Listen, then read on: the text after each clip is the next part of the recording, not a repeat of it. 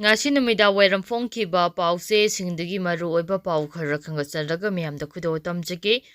Kuki ni chingnaba singna Tangkhul naha ama furakpagi wahauda litanda Kanglup machel nauna ungkhatnare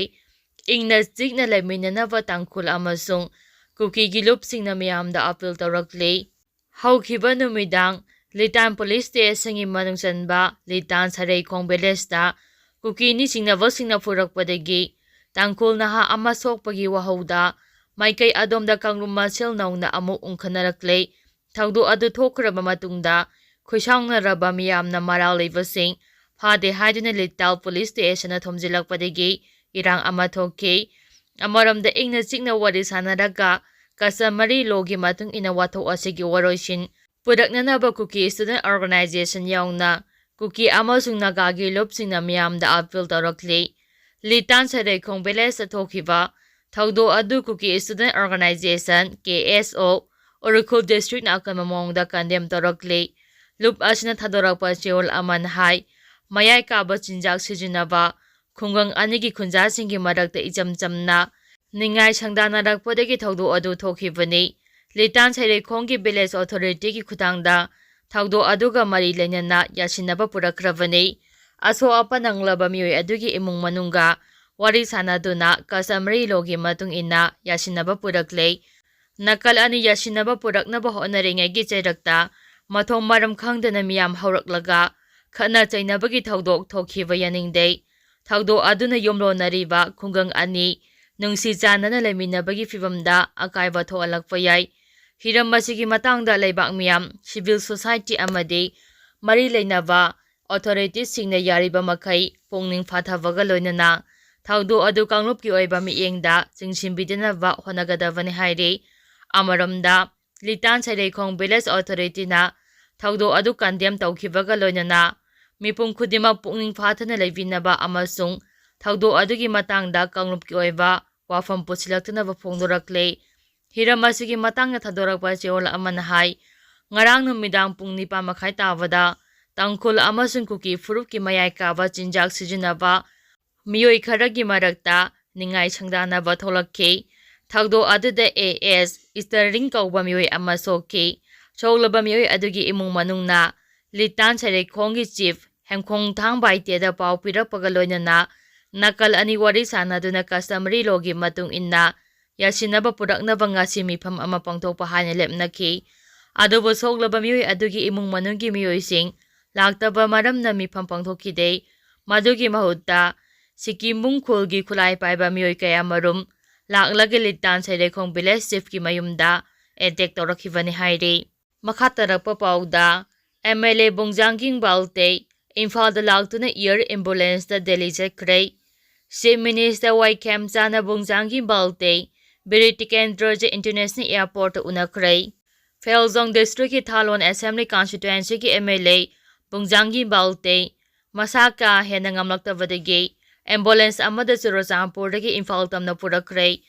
BJP ki MLA Vungzagin valte na Biritikendraj International Airport yorktringai gi mamangda Chief Minister Yumnam Khemchand matam khara ngaiduna leikhi chorakna nungthilgi pung 3:30 tabada MLA asiba Delhi da punanabagi damak airport ta air ambulance ama ngairaga leikhi thuna yangna MLA valte Manipur lenga ki ambulance amada family ki mioi ani ka loinana yaurakki mahapu airport chief minister Khemchand taramna okay air ambulance ta pukhatringai da chief minister ga MLA asigi ambulance ta yamna sikna wari sanaki pawa sina makhata na hai Vungzagin valte masagi anaba sina maram oiraduna mahapu layingbada mateng panganaba Manipur lengakta haijarakki mahakna haijarapagi matung inna chief minister masamangna akhanaba miyeng changduna Bishnupur District ki Phogakha Ikhaida Thangga Assembly Constituency ki MLA Tongbram Robindro amasung Kumbi Assembly Constituency ki MLA Sanasam Premchandra ngaiduna leihanki MLA ani asina Vungzagin valte ga loidana Imphal tamalaki amasung Chief Minister na ngaiduna leiriba mafamdada makhogi ambulance adu thawjilakki panba yabadi Manipur da thokhiba Kanglup ki irang tholakkiba matam aduda mahapu masak khangdaba kanggu amana Rims Road ta tamthina fubadagi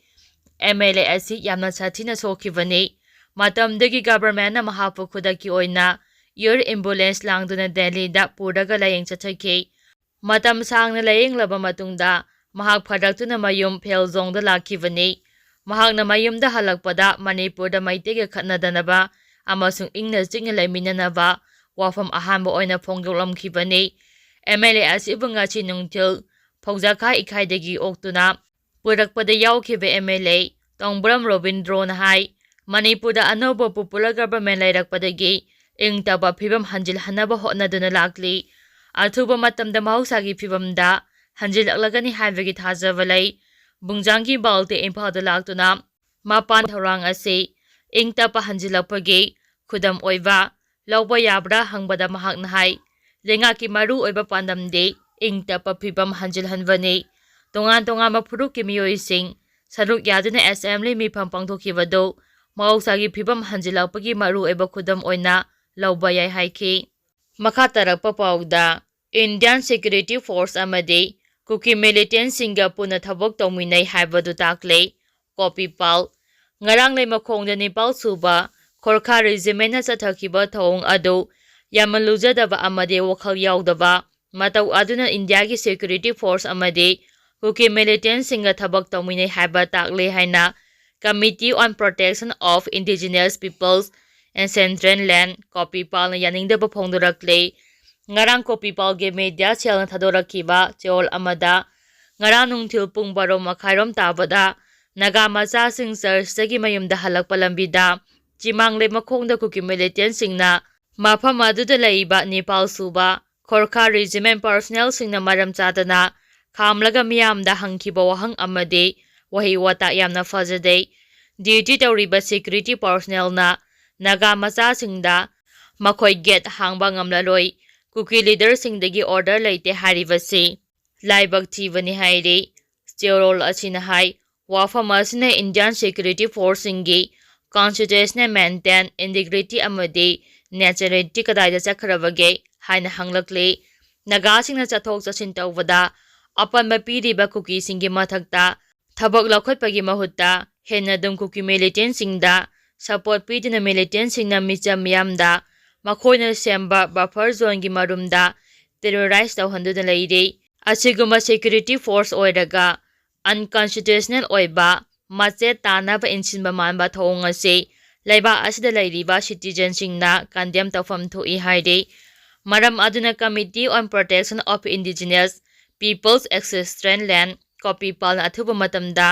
singkhong chingya da lairiba Kuki militant sing asigi mathakta lokhopam thokpa action lokhotpiyo